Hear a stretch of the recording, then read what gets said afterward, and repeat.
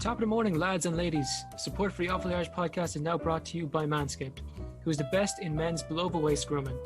Manscaped offers precision engineered tools for your family jewels, and you're no longer need the look of the Irish with the ladies. Manscaped just launched in Ireland. We've gone years without using the right tools for the job. You can now be one of the first men in Ireland to experience their life-changing products. Your balls will thank you. Get 20% off and free shipping with the code IrishPod at manscaped.com. That's 20% off with free shipping at manscaped.com and use code IrishPod.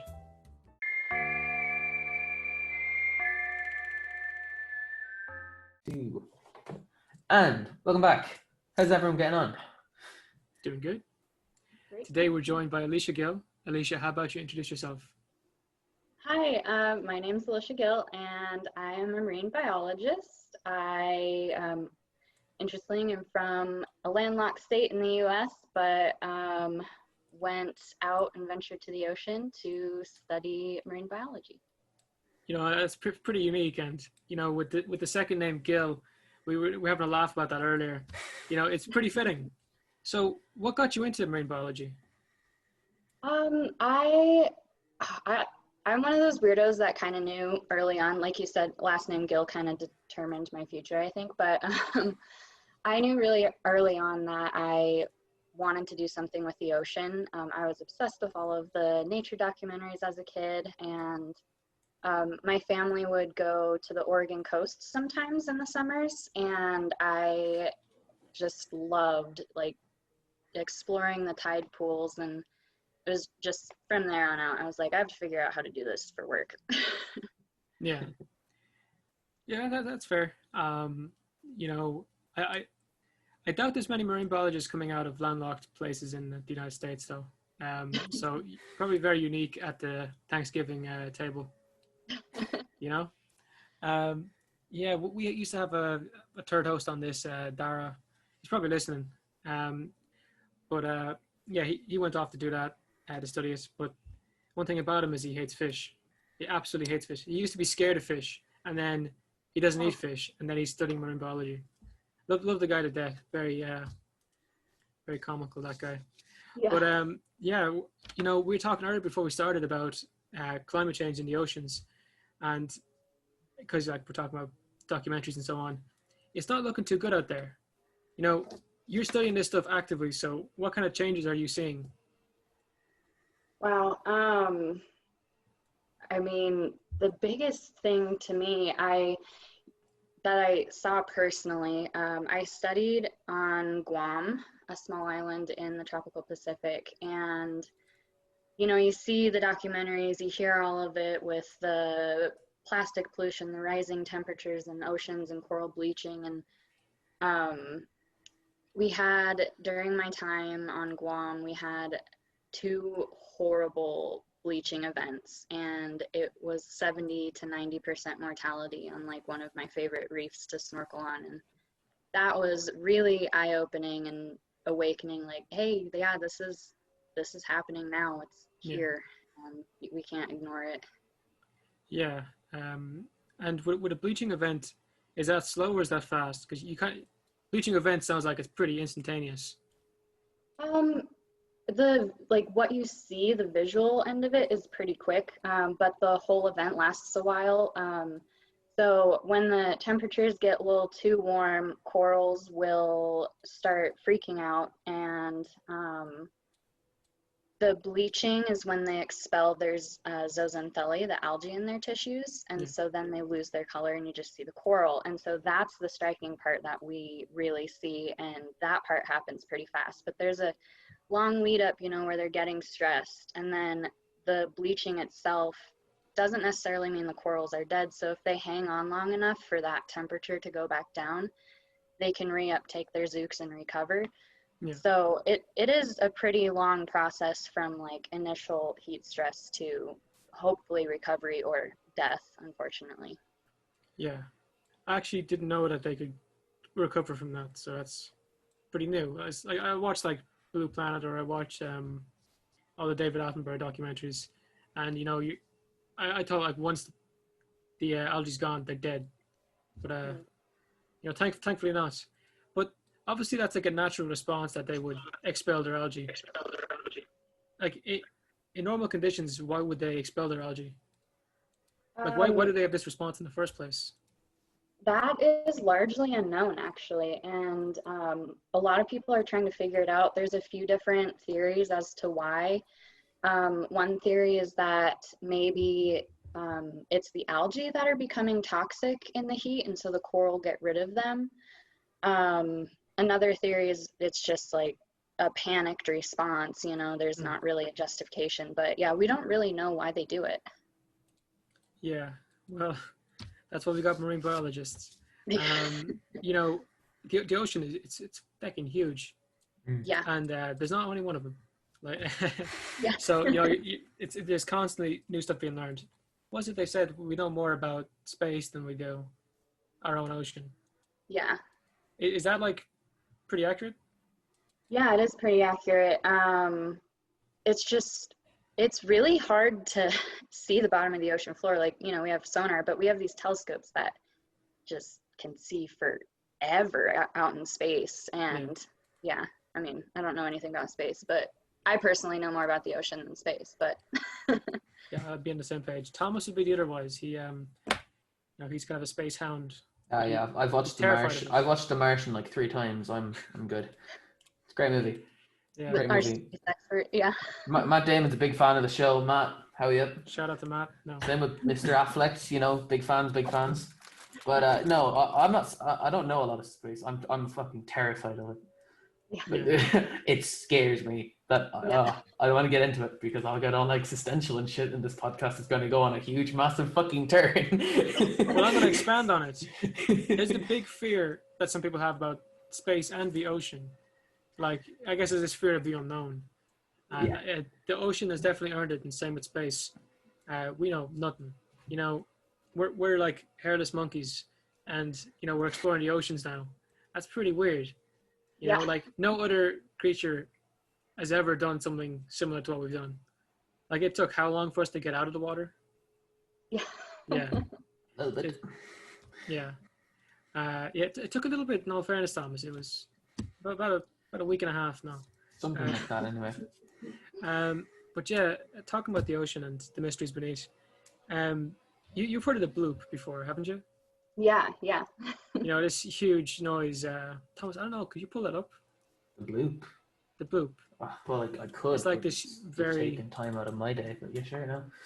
Thank you, Thomas. No But problem. yeah, the bloop is like this. Anything for you, Jared. It's like this really loud noise. I am It here was to recorded serve. underwater. See what I did with? See what I do with? Yeah. All Nice. for the podcast. Yeah. He puts the awful in the Awfully Irish podcast. Yeah. It's the first time I ever said that. Yeah, it's But yeah, the bloop is supposed to be like this really loud noise that they recorded underwater. And do you want me to they estimated like the size of the thing. do you want me to bring up the sound, or do you want me to bring up like what exactly do you want me to bring up here? There's no actual like there's nothing I can see. Like everything is about 6 minutes, 3-minute clips of it. Like, are we just gonna sit here and watch a clip for 3 minutes, Jared? Is that what you want on the podcast? What is this guy like? Anyway, The bloop.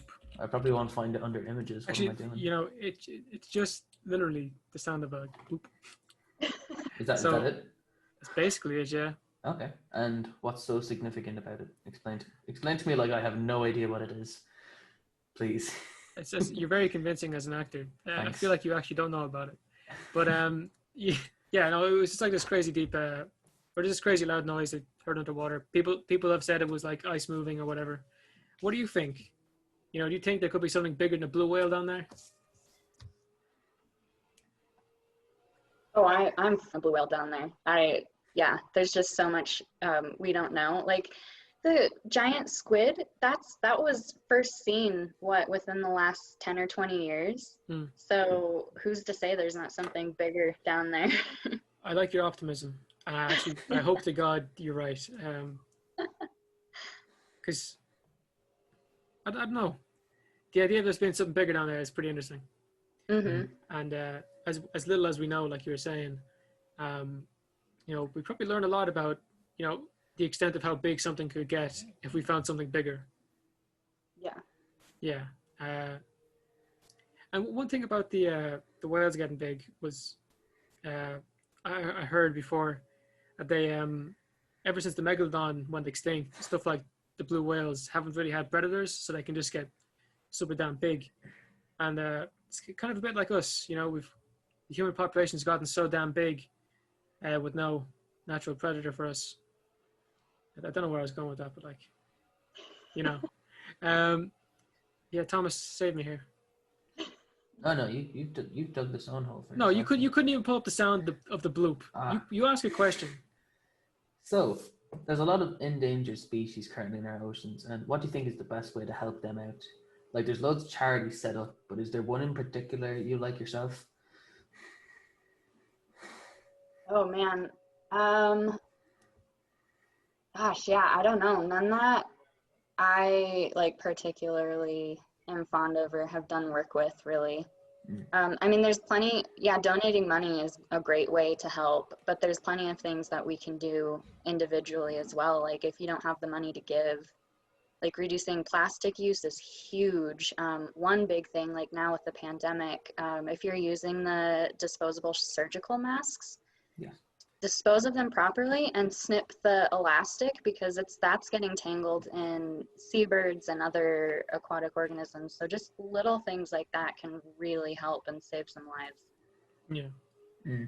I've seen loads of videos of people fishing out the masks out of like waters and stuff. Yeah. And it's really depressing. It's really depressing to see that, because it is, yeah.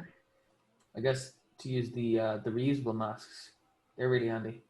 You save a bit of money, and then I guess you heard that growl. That was Toby seeing a car go by. Sorry, scared the life out of me. But yeah, I've seen things like in harbors in New York, like fishing out the masks and like how bad it's actually gotten. Kind of worrying, you know, because like when this is all over and we're not wearing masks anymore, where do they all go? Yeah. Well, here hoping not the ocean. Yeah, which more than likely. Yeah. They'll end up. I've kind of wondered about how trash gets into the ocean. Are people actively like dumping it in there, or is it kind of like bit by bit it kind of gets in there anyway? It's a combination for sure. There are places that just dump it. A lot of it, like our freshwater ways, will take the trash down, or like if trash ends up, like even in landfills, they can sometimes get into the water system.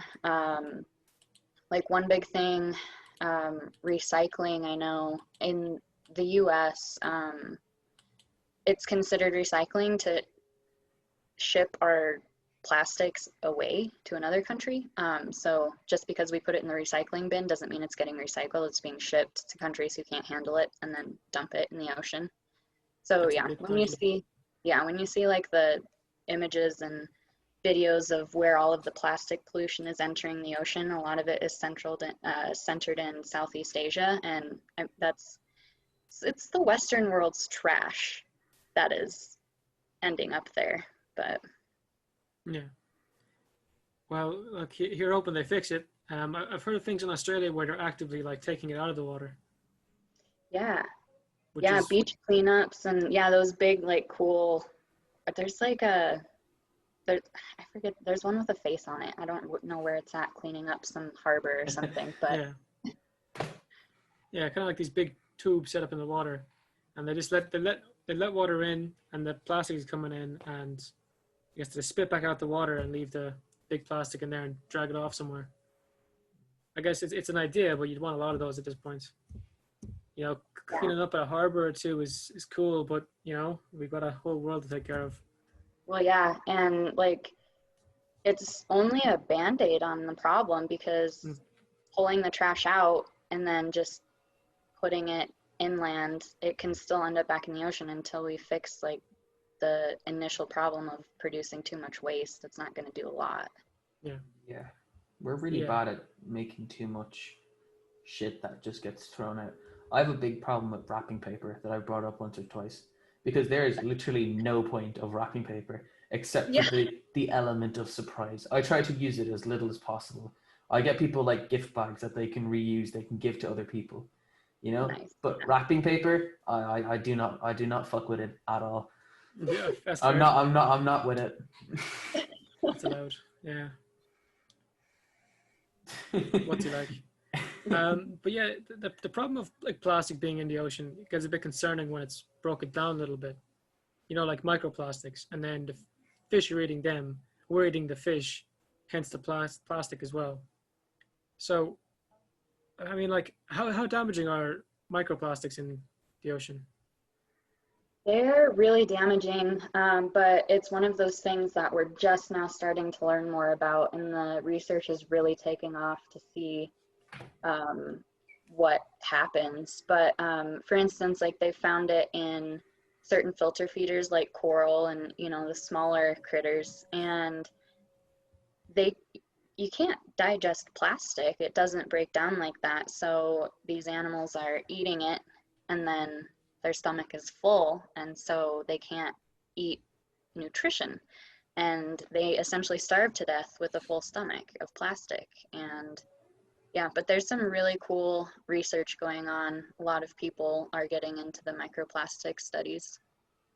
Yeah, it's really concerning what you're saying there about, you know, they're eating it and dying with a full belly, because I've seen things of like they catch a shark or whatever, and then like they empty the contents of his stomach, and it's just plastic. And I've heard about that with all sorts of things, even with whales. That gets pretty bad, because as far as I know, correct me if I'm wrong, it's not going to break down anytime soon. It's almost permanent. Like nothing is going in there eating plastic. Right. They are, okay, so this is something I don't know much about, but there have been some findings. I think there's a bacteria and potentially a fungus that might be able to break down plastic. I was going to bring that up because I'm pretty sure I've heard of that as well. Yeah. Yeah. I don't know how promising it is, but you know, it's a piece of hope. Maybe that'll help us out. You're hoping, definitely. Yeah. And with bigger animals like, you know, fish or whales, it gets even worse. I've seen it with sea turtles too. You know, plastic messing them up in all kinds of ways. You know, everyone's seen that video of the poor sea turtle getting the straw pulled out of its nose. Yeah. That's pretty damn rough. Yeah. And hence people use metal straws now, like Thomas. Thomas just upgraded. I'm very proud of him. Good. Yeah. And then, it is funny how it takes something like that to, I don't know, just bring it to everyone's attention. Like, the straws, I feel like so quickly were demonized because a poor turtle had one pulled out of his nose. I've heard stuff as well. It was justified. Plastic straws, not plastic straws, but the paper straws they use now in like restaurants and stuff, that they're just like, they're not much better than the plastic ones. Well, if you're having a milkshake and then you're using like the paper straw, it's gonna like dissolve halfway through. Yeah. Yeah, and then in order for them to not dissolve, they have to like coat it. Like I know a lot of like coffee cups and stuff are coated in a plastic. Are they? So yeah, to make them. Oh, what kind did I recently see that? Yeah, they line it with a little bit of plastic so that your paper cup doesn't dissolve. Oh, okay. So just like, we're just so bad to this world, aren't we? Yeah. We're a bit dodgy. We're just dodgy, so we are. It's a dickhead. It's like we just don't care. Yeah, I suppose when you get to a certain scale, you stop kind of caring. Yeah. I mean, is there any way we can save it? You know, sure. Are we too far gone at the moment? If we continue acting the way we are, yeah, we're too far gone. But I think it is possible to turn things around. It just is going to take a lot. Yeah. I mean, this is why we have these kind of conversations to figure out like what's going on. Like we've had like people on to talk about regenerative agriculture and, you know, how we can fix that. So now we're talking to you about how to fix the oceans. Yeah, no pressure. It's all on your shoulders. No. I mean, I know his name. Barack Obama is a big fan of the show, so You know, Yeah. he'll probably mention us. And I heard of him. He's yeah. I think I've heard He's of him that as guy. well. Yeah, he was something like he was friends with the president or something. I don't know. Yeah. Oh yeah, that sounds right. Was he a Yeah, football yeah, player? obviously. No. Uh, so you have a master's in marine biology. What Yeah. did you study for your master's? I studied the spawning behaviors of the bird wrasse. It's a cute little tropical fish, about this big, really pretty colorful. And I went about and snorkeled on their spawning aggregation, which, in case anyone doesn't know, it's them reproducing. So just a bunch of fish having sex. So I would watch them court and mate and keep track of like how often they were successful and how often egg predators swooped in to eat their gametes, and yeah. And how were they doing? They're Pretty doing good. good? They're doing good? They're doing good. Yeah, they're Send my regards. It's good to hear.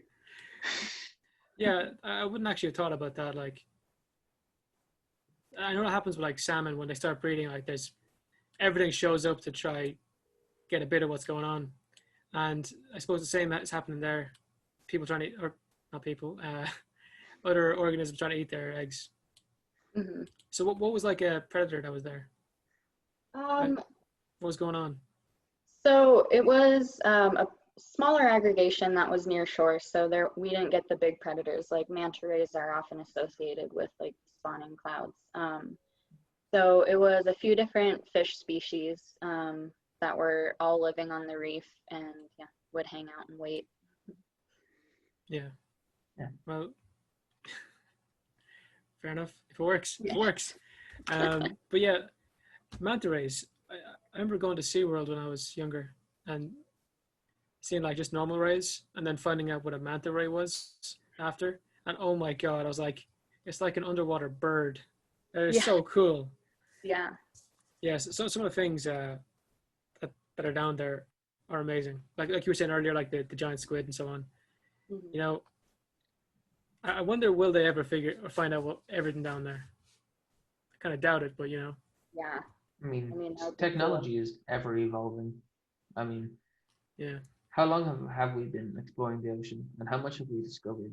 Would you roughly say? cool. I know it's a Well, really small percent of it. Like, yeah. It- Like I've heard the the ancient Greeks had like those air bells.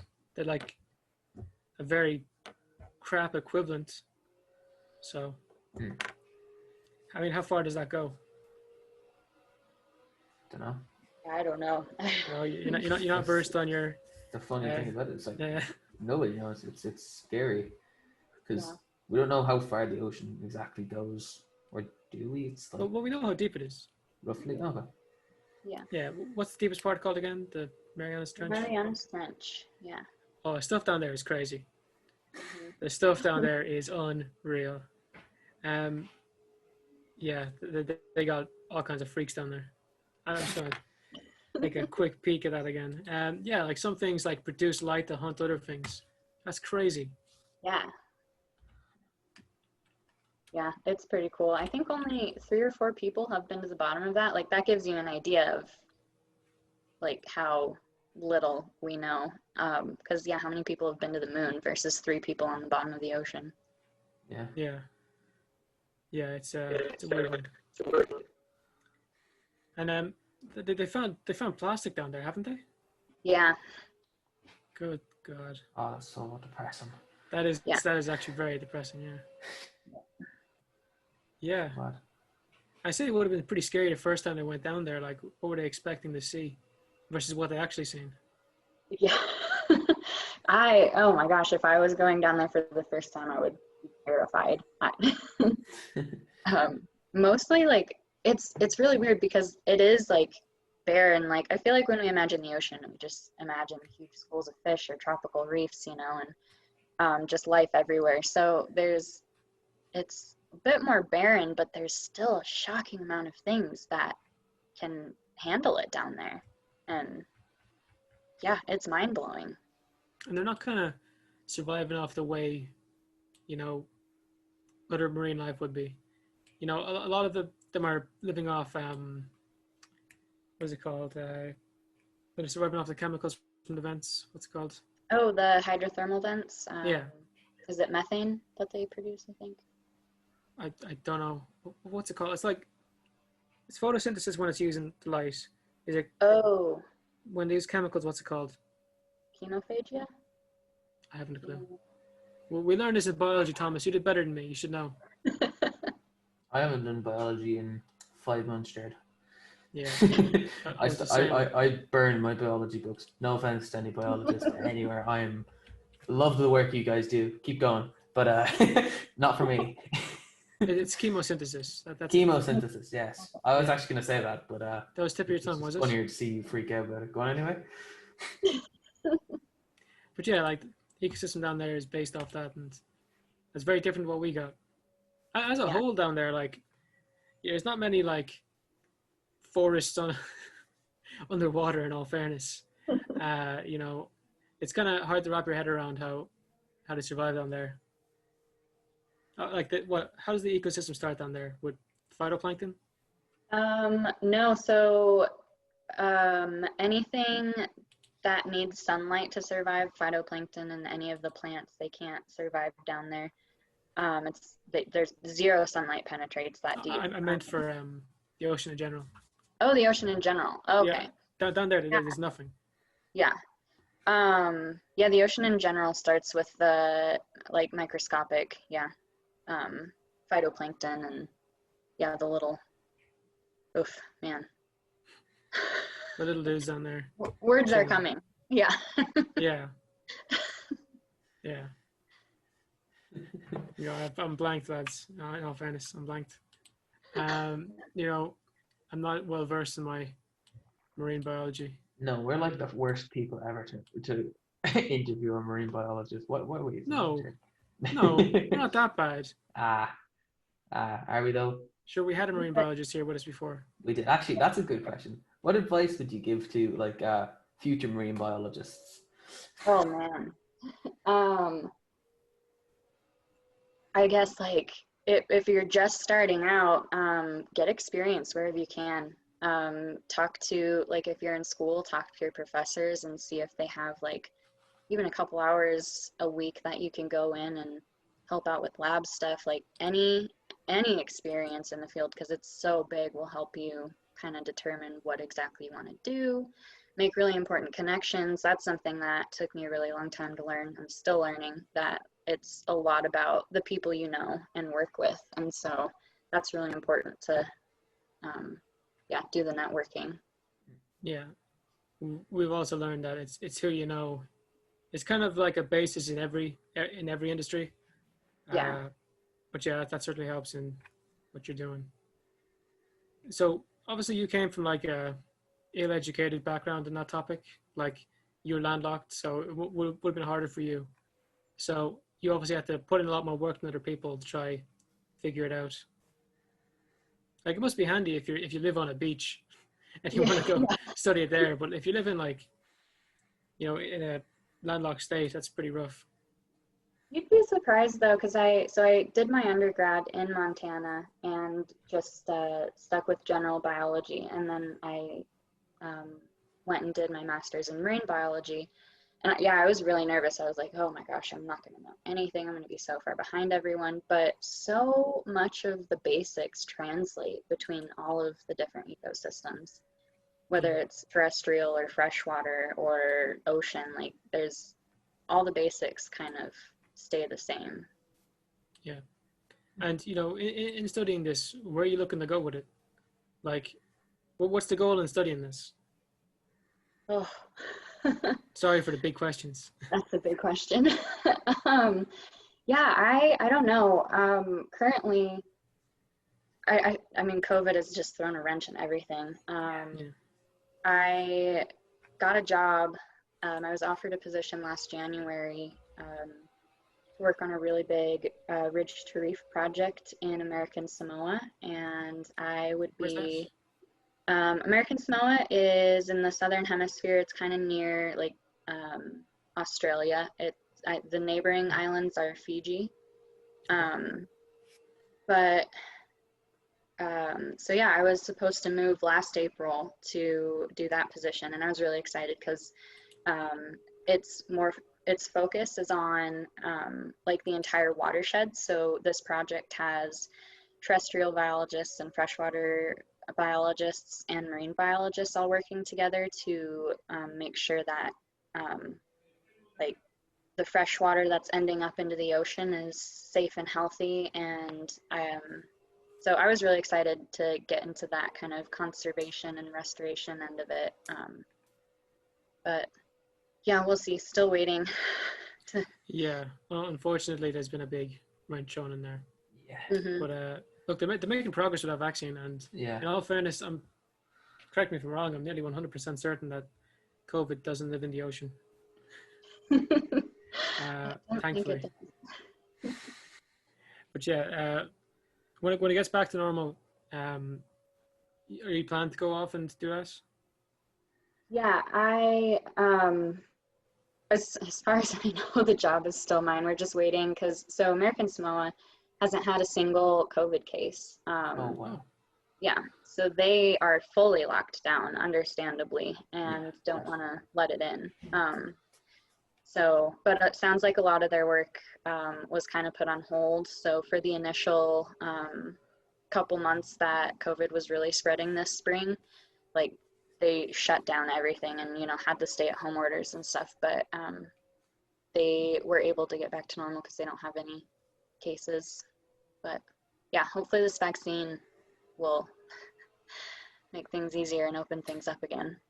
Fingers Yeah. crossed. I can't wait to get back to a cinema or even just go Oh, to a yeah. restaurant. It's Actually, Yeah. we live in like a landlocked county in Ireland, so you never really trust fish around here. But a sushi place just opened here, and I cannot wait to go there. I haven't been able to go on a date with my girlfriend for a while now, so I'm really looking forward to getting back out there and Yeah. just doing normal human things again. It's Yeah. been awful. Yeah, COVID has sucked ass. And you guys got Yeah. hit pretty hard. What's it been like in your state? So initially Montana escaped the worst of it this spring, and so all spring and all summer, everything was mostly normal here. And I mean, I'm super lucky. I live somewhere where the outdoors are so accessible, so it was really easy to get out and go hiking and stuff all summer. Unfortunately, masks and other safety measures are highly politicized here. And Montana is now getting hit pretty hard. I think we're like 4th in the nation for deaths. So we got that second wave pretty bad. Yeah, we're just out of our second wave, and it's been rough. Yeah. Yeah, but fortunately, the only fortunate thing about it was that even though our cases were a lot higher, our death rate was so much lower. Mm. So I guess since our first wave, they've kind of figured out how to treat it better. I guess obviously if people are dying, they haven't figured out completely, but we're getting there. That's Big good. shout out to all our nurses and student nurses. You guys are heroes. Shout out to student nurses specifically right now. Yeah. Yeah. They passed a bill, or there's something that voted against paying student nurses in the government recently. And they've been working for the entire COVID. Our student nurses don't pandemic. get paid in Ireland. Oh. And they've been working for free, and if they don't show up, they can lose, their degree. So it's kind of like, it's not kind of, it is forced labor. So it's a bit dodgy. That's awful. Yeah. And then they decided recently they're not going to pay them after everything they've done. So that's pretty rough. No, our government is not good at the moment. They're a bit odd at the moment. Yeah. But going on from that, when you're studying stuff in the ocean, it's a lot more coastal because as far as I know, the open ocean is pretty damn barren. Mm-hmm. So that's one thing people wouldn't really realize, that the whole thing isn't reefs and, giant shoals of fish. It's pretty empty in some parts. Yeah, it's weird to call it a desert, but it essentially is a desert. it's just a desert underwater. That's a good point, yeah. And, where would these main, like, deserts be? Like the mid-Atlantic or so on? Yeah, I mean, anywhere, just blue water. If it's only a few miles offshore where, it gets super deep. And then, yeah, then you have the issue where you can't do much without light. Like, there's plenty of remarkable how many migratory species like cross those deserts and stuff between the whales and turtles, and yeah. And then like within the deserts there's like flotsam rafts of like different seagrass, and those support like weird little islands of life. And yeah. Oh, kind of like an oasis. Yeah. That's pretty cool. I didn't know about Yeah. that. Yeah. And going back to sea turtles and their poor little noses getting filled with fucking straws. They're one of the main things out there combating the rise in the jellyfish population, which has kind of like grown for no real reason recently, and scarily so. Like you see in Asia or Southeast Asia as well, that they're having just an unrealistic amount of them, and they've even started eating them. It's Yeah. kind of weird. I've actually eaten jellyfish. Oh, is it nice? I don't think I would describe it as nice.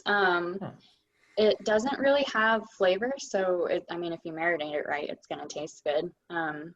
Texture's a little weird. They're like, I don't know, it's not quite as soft as Jello, but yeah. Does it sting? No.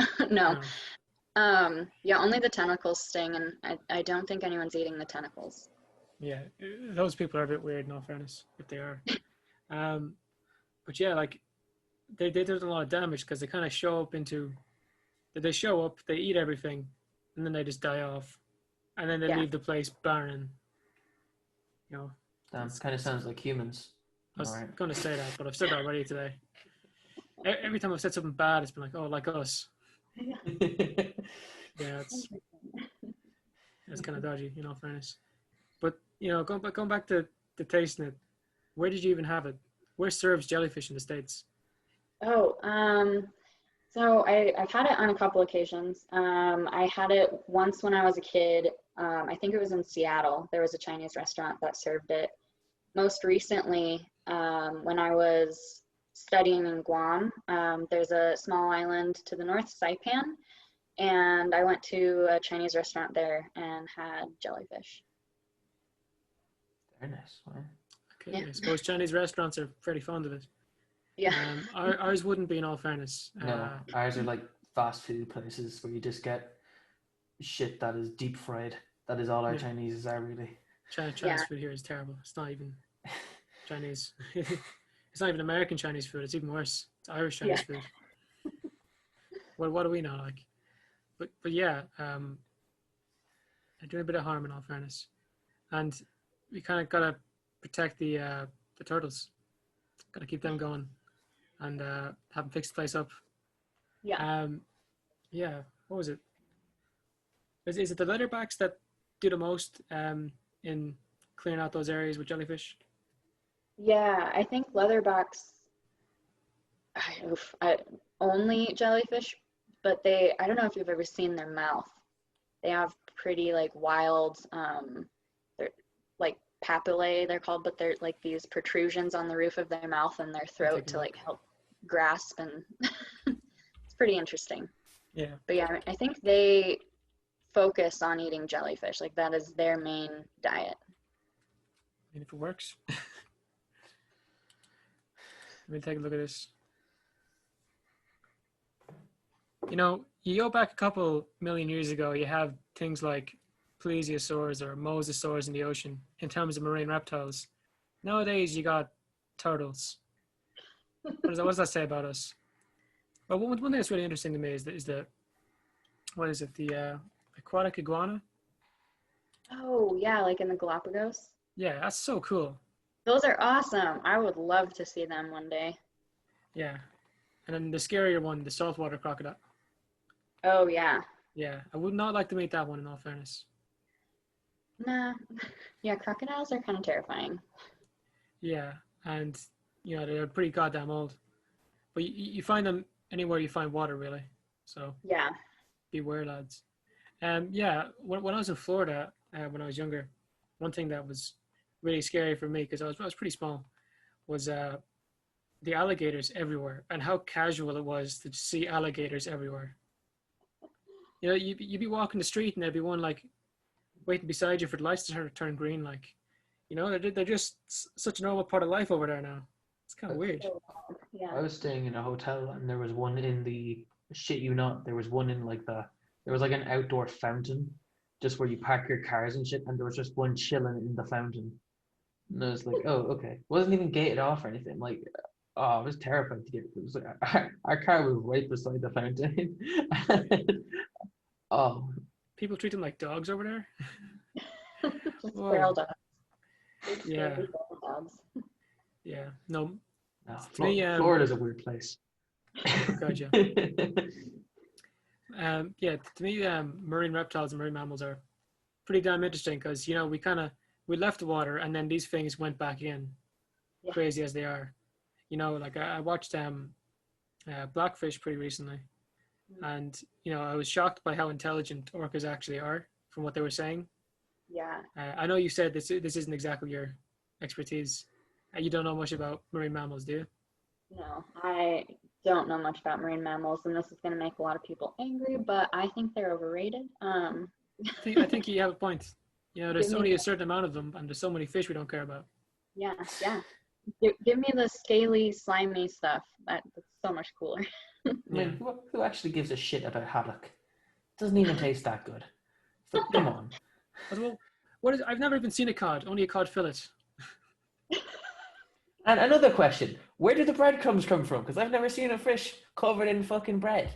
In all fairness, he has a point. Wake up, America! Come on! Come on, sheeple. Oh my god. Oh my god. But yeah, like what do you find is so particularly interesting about fish? Like they're pretty boring.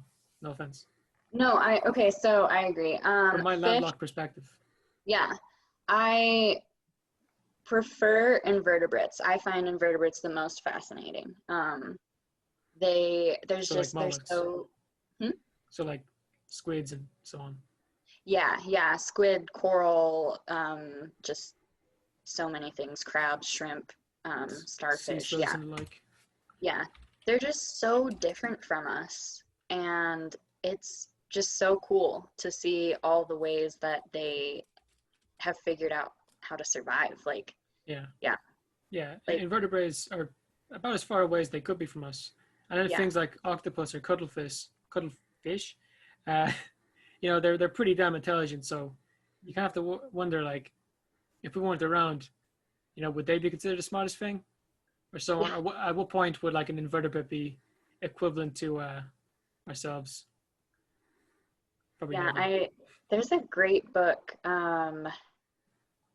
It's called Curious Minds, and it talks about the evolution of intelligence and how octopus have like evolved a different type of intelligence than us. Like they're still incredibly smart and like, you know, solve puzzles and everything the way we would define intelligence, but they're so far away from us on the evolutionary scale that like, yeah, how did this come about? Like, and their brains are so different from ours too, because what we associate, I think, like more folding in the brains as correlated with intelligence, but cephalopods have donut-shaped brains, which is really weird. I think in cuttlefish, I don't know if it's in all of them, but in cuttlefish, their esophagus goes through their brain.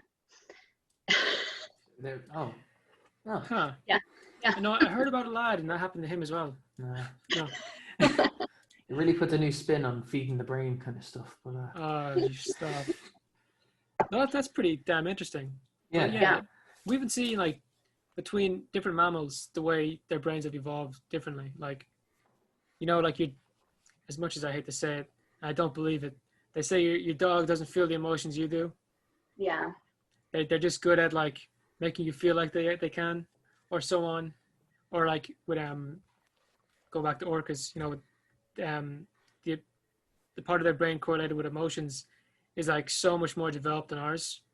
So yeah, that's the things that are relatively close to us. Now you go something as far away as an octopus. How on earth do they think? Like Yeah. it's pretty damn unique. Yeah. And like it's just, yeah, like you said, I'm not a fan of thinking that animals don't feel things, you know, the way we think, because we're defining things by our perspective and our intelligence. And so who's to say that something like a fish or a crab, you know, can't feel the way we do? One weird thing, so invertebrates are essentially, they're not considered intelligent at all. And in a lot of places, if you're doing research on animals, you have to get the right permits and stuff and permissions and make sure the animal's safety is taken care of. Even with fish, there's a lot of regulations around that, but invertebrates, there's nothing. You can do whatever you want to them, unless it's an octopus. In some countries, you have to have permits for octopus. There was this YouTuber, and they were kind of fucked up. You know what a mukbang is? A what? A mukbang, you know, where someone like eats like ASMR kind of style on YouTube. Oh. So what she was doing was she was eating things like raw or alive. So she was eating octopus on YouTube as like an ASMR thing. And then there was a huge controversy around it because of how intelligent those things actually are. And she wasn't eating it like hop, gone. She was eating it so slowly, playing with it while like wiggling around.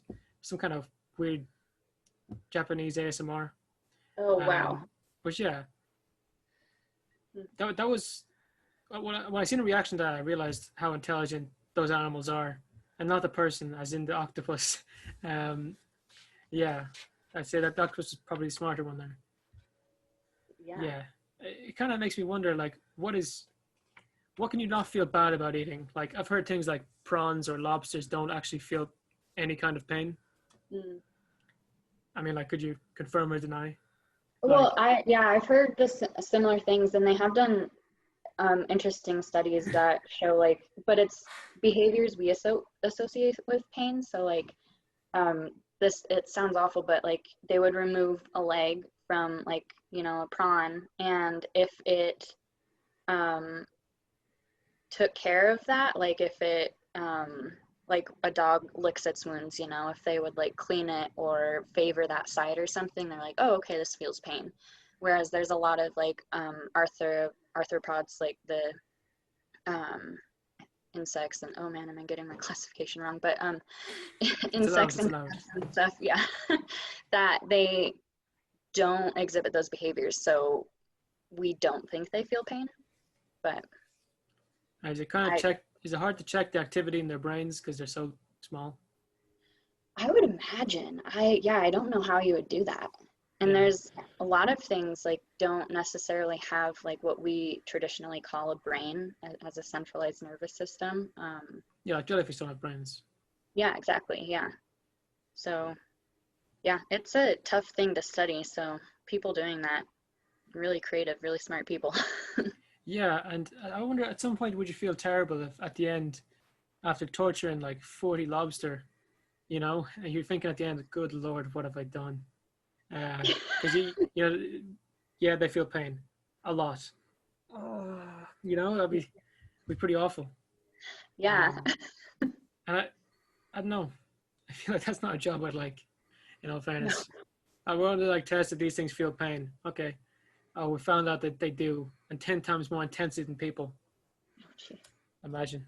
But yeah, like I've heard before, like someone said their professor only eats prawns now, because they found out that prawns were the only ones that didn't feel pain.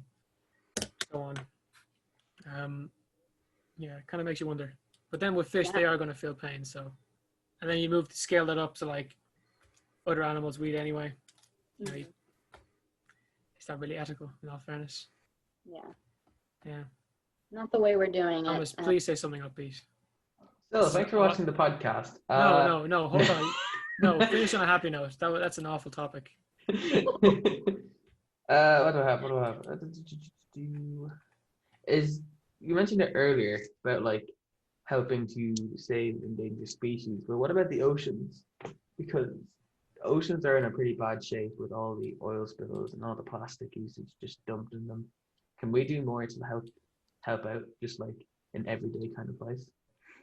Yeah, totally. There are a lot of ways that you can help. I mean, most importantly, is voting, whether with like in elections or with your dollar. Like that's huge. If we all vote with our dollar and spend our money on the more sustainable options, and we don't buy